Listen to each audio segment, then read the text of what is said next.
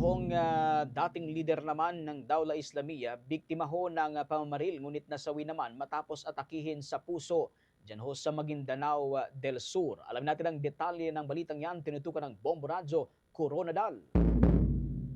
Patay ang isang dating leader ng Dawla Islamiyya Turaifi Group matapos atakin sa puso kasunod ng pamamaril sa kanyang tahanan sa Barangay Pusao, Sharif Saidon na Mustafa, Maguindanao del Sur. Kinilalang nasuwi na si Ismael Abdul Malik na kilala rin sa alias sa Abu Turaifi, dating leader ng Dawla Islamiyya Turaifi Group. Ito ang kinumpirma ni Lieutenant Colonel Ronald Suscano, ang tagapagsalita ng 6th Infantry Division Philippine Army sa panayam ng Bombo Radyo Coronadal.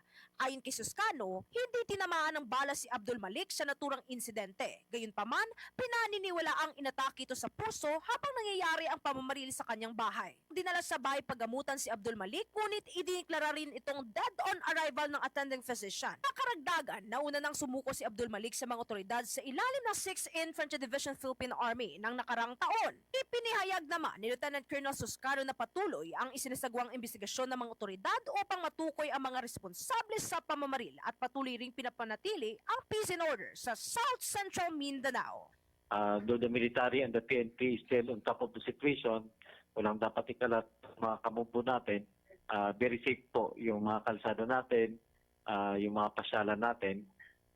Continuous lang kami sa mga checkpoint operations patrolling to make sure na everything is under control, lalo na papalapit yung farm election ngayong September. Yan ang ulat mula rito sa Bombo Radyo Coronadal para sa Bombo Network News. Ito si Bombo Mira Serbo. This is Bombo Radyo Philippines, the #1 most trusted source of news and information. Basta Radio!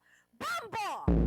For the most trusted source of news and information, visit our website at www.bomboradio.com. Follow us on Bombo Radio mobile app, Facebook, YouTube, TikTok, and X, formerly Twitter. Like, share, and stay connected. Anytime, anywhere.